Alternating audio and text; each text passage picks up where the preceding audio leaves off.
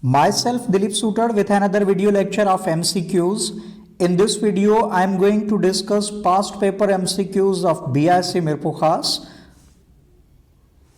Annual Examination 2014-15. Number 1. An angle with Mayer less than 90 degree is called dash angle. वो angle जिसकी नाप 90 degree से कम है, then this angle is going to be said as acute angle. Second, a triangle having two sides congruent is called dash triangle. ऐसा triangle जिसमें दो sides की नाप अगर बराबर है, then this triangle is going to be said as isosceles triangle. Number 3, a circle which passes through three vertices of a triangle is called dash circle. वो circle जो ट्राइंगल के तीनों जो वर्टिसेस है उनमें से पास हो, then this circle is going to be said as circumcircle. Check this figure. In this figure you see there is a triangle having three vertices. This is first vertex, this is second vertex, and this is third vertex. And there is a circle which passes through all these three vertices of triangle. Then this blue circle, that is going to be said as circumcircle. Fourth number, cosec 40 degree is equal to dash. Cosec और सामने हम लेंगे sec और इन दोनों के साथ हम attach करेंगे कॉम्प्लीमेंट्री एंगल्स. तो कोसेक 40 डिग्री की कॉम्प्लीमेंट एंगल कौन सी होगी? इट वुड बी 50, यानी कि कोसेक 40 और सेक 50 इन दोनों की वैल्यूज जो है वो बेसिकली इक्वल है. उसके बाद फिफ्थ में, if n of A is equal to 5 and n of B is equal to 10, then n of A cross B is equal to, एक सेट ए है उसमें देयर आर 5 एलिमेंट्स और दूसरा set B है उसमें there are 10 elements. तो ए cross B में कितने एलिमेंट्स होंगे? आप दोनों जो सेट गिवन है उनके जो एलिमेंट्स है, नंबर ऑफ एलिमेंट्स है, उनको आप आपस में मल्टीप्लाई करोगे तो ए क्रॉस बी में कितने एलिमेंट्स होंगे? 5 10 द 50, यानी कि ए क्रॉस बी में there will be 50 number of elements, यानी कि there will be 50 ordered pairs in A cross B.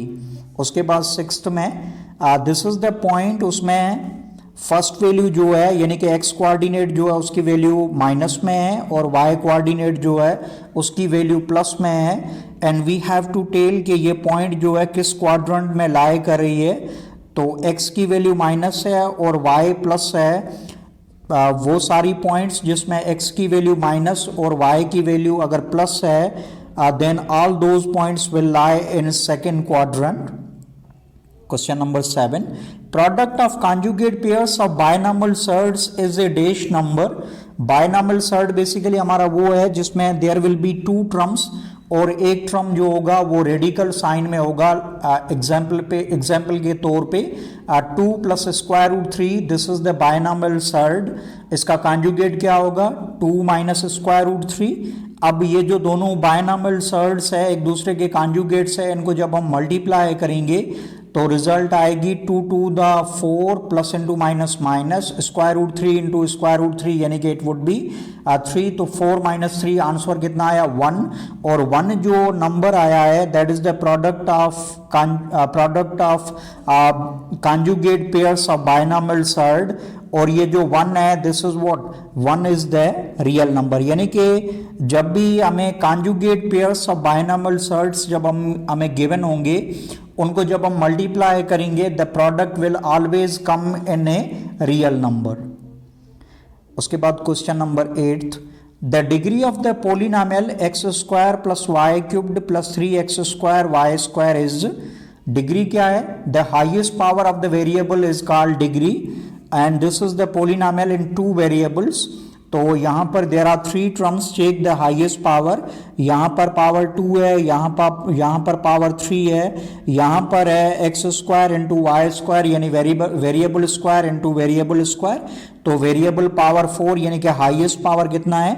Highest power 4 है. So the degree of this polynomial is 4. Question number 9. Common logarithm has the base. Common logarithm जो है उसका base जो है that is 10, जबकि natural और Napier logarithm जो है उसका बेस e है. उसके बाद 10th, the sum of 5 observations is 125, then it's mean is, mean या एवरेज जो है वो किसके बराबर है, sum of quantities upon total number of quantities.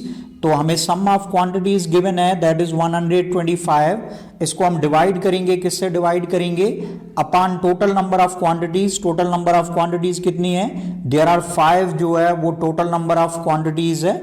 तो 125 डिवाइड बाय 5 रिजल्ट कितनी आएगी, इट वुड बी 25। तो क्वेश्चन नंबर 10 जो है उसका राइट ऑप्शन दैट इज 25। उसके बाद 11, the solution set of x square plus 4 is equal to 0 is, अब we have to find the solution set of this. Solution set से मुराद ये है कि we will find the value of variable, यानी कि we will find the value of x. तो plus का 4 बराबर की उस साइड पे जाएगा, माइनस में हो जाएगा, यानी कि एक्स स्क्वायर जो है वो बराबर है किसके, x square is equal to -4। तो खाली एक्स किसके बराबर होगा, खाली एक्स जो है that would be equal to square root -4। और रेडिकल साइन में जो है कभी भी माइनस का नंबर नहीं हो सकता। तो इसका ये जो इक्वेशन हमें गिवन है, इसका जो सॉल्यूशन सेट होगा, यानी कि एक्स की कोई भी ऐसी वैल्यू नहीं होगी, यानी कि it would B empty set. उसके बाद 12th number, the major of an angle inscribed in a semi circle is, semi circle जो है सेमी सर्किल जो है उसमें basically this is the semi circle. अब इसमें ये जो लाइन है, दिस लाइन, इसकी जो एंगल होगी उसकी, इसकी एंगल कितनी होगी, it would be 180 degree because this line is straight line. तो measure of an angle inscribed in a semi circle is, अगर हमारा सेमी सर्किल है तो एंगल कितनी बनेगी, इट वुड बी 180 डिग्री। अगर हमारा मुकम्मल सर्किल है तो एंगल होगी 360 degree. 13th number, every line contains at least dash distance points. एक लाइन जो है उसमें फासले पे कितनी पॉइंट्स होनी चाहिए, at least there must be 2 points which must be at some distance in order to draw a line segment। यानी कि अगर दो जो पॉइंट्स अगर फासले पे होंगी then we can draw a line segment। 14th number, x square plus 2 upon x plus 5 is a dash expression. अब ये जो हमें एक्सप्रेशन गिवन है, this is in the form p of x upon q of x, यानी कि numerator जो है उसमें भी पोलिनोमियल है और डिनोमिनेटर जो है उसमें भी पोलिनोमियल है। Polynomial divided by polynomial, the expression is going to be said as rational expression.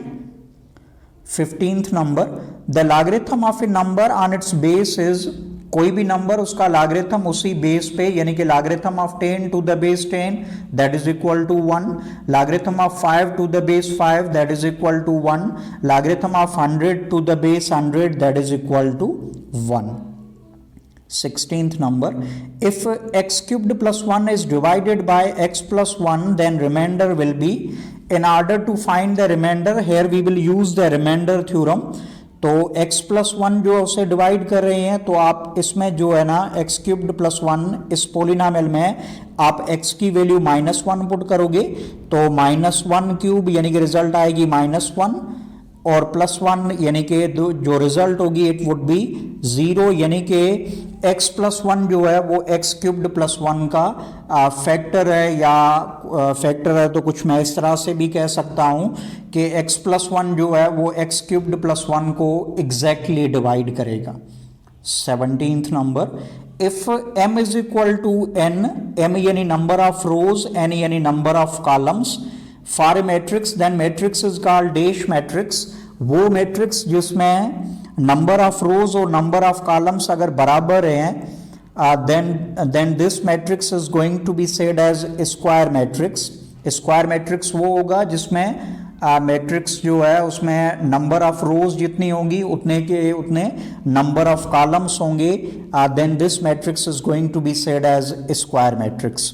उसके बाद 18th में क्या है, by eliminating t from first and second equation of motion the result obtained will be, first equation of motion that is vf is equal to vi plus at, second equation of motion s is equal to vit plus half at square. अब इन दोनों equations में जब हम t को eliminate करेंगे by substitution method of elimination, तो जो हमें इक्वेशन मिलेगी after the elimination of t, जो हमें इक्वेशन मिलेगी that would be third equation of motion, और थर्ड इक्वेशन ऑफ मोशन क्या है, 2as is equal to vf square minus vi square.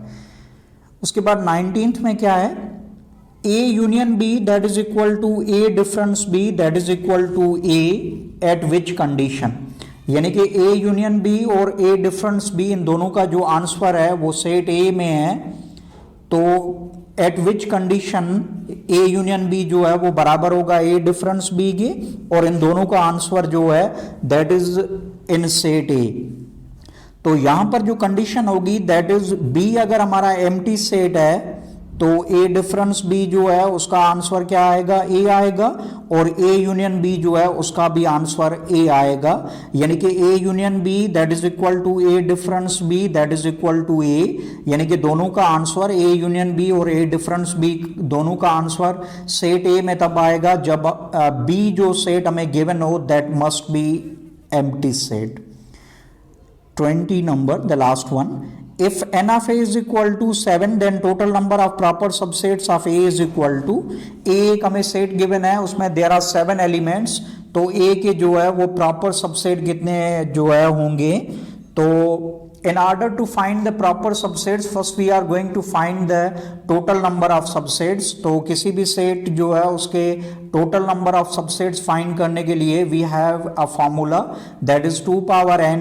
यहाँ पर जो number of elements in set A है वो 7 है, यानी कि हम n की प्लेस पर 7 लिखेंगे, 2 पावर 7। 2 पावर 7 इसको जब आप सिंप्लीफाई करोगे यू विल गेट रिजल्ट 128।